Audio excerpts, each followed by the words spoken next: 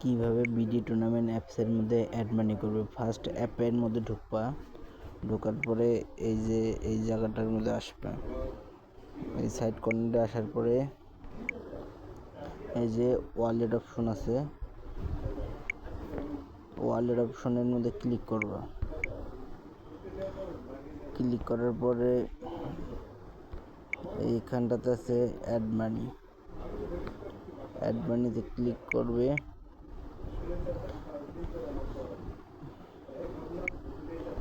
এখান থেকে বিকাশ আর রকেটের আপাতত অপশন আছে, যে কোনো একটি ক্লিক করার পর যে কোনো একটি নাম্বার কপি করবে।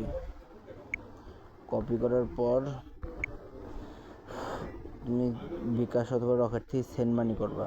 করার পরে তুমি যে নাম্বার থেকে সেন্ড মানি করছো, ধরো সেই নাম্বারটা এখানে তুলবা। ধরো আমার নাম্বারটা আমি দিচ্ছি, তারপর কত টাকা সেন্ড মানি করলাম, যেমন আমি 50 টাকা ধরলাম।